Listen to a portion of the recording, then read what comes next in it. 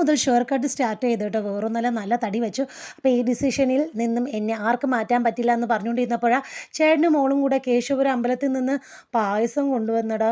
നോക്കിയപ്പോൾ അവർ well planning ആട്ടോ. ബോളിയും മേടിച്ചുകൊണ്ടുവന്ന എന്നോടാ കളി. ഞാൻ ഇനി ഇതിലൊന്നും തളരുന്ന വ്യക്തിയല്ല. നോക്കി ഒരു പാത്രത്തിൽ ബോളി ആയിട്ട് വന്നു. വേറെ ആരുമല്ല, ഞാൻ തന്നെയാണ്. എന്നിട്ട് ആ ചൂട് പായസം അങ്ങ് ഇളക്കി ഒരു തവി ഒഴിച്ചു തന്നു. അപ്പം ഞാൻ പറഞ്ഞു മതി. വീണ്ടും ഒഴിക്കുന്നടാ ഒരു തവിയും കൂടെ. ഞാൻ പറഞ്ഞു ഞാൻ ഡയറ്റാണ്, വേണ്ടാന്ന് പറഞ്ഞു. വേറെ ആരുമല്ല, എൻ്റെ കൈ തന്നെ കേട്ടോ. പിന്നെ കുറച്ചും കൂടെ അങ്ങ് ഒഴിച്ചു. എന്നിട്ട് ഞാനുണ്ടല്ലോ ആ കുറച്ച് ബോളി ഇങ്ങെടുത്തിട്ട് ആ പായസത്തിൽ മുക്കി അങ്ങ് കഴിച്ചു. സ്വർഗം പറഞ്ഞറിയിക്കാൻ പറ്റില്ല. ഇവിടുത്തെ അമ്പലത്തിലെ പായസം ഉണ്ടല്ലോ, നമ്മൾ അമ്പലപ്പുഴ ശ്രീകൃഷ്ണ സ്വാമി ക്ഷേത്രത്തിൽ നിന്ന് കിട്ടുന്ന അതേ പാൽപ്പായസത്തിൻ്റെ ടേസ്റ്റാട്ടോ. പറഞ്ഞറിയിക്കാൻ പറ്റില്ല. നിങ്ങളെപ്പോഴെങ്കിലും വന്നൊന്ന് ഇവിടുത്തെ അമ്പലത്തിലെ പായസം ടേസ്റ്റ് ചെയ്ത് നോക്കണേ.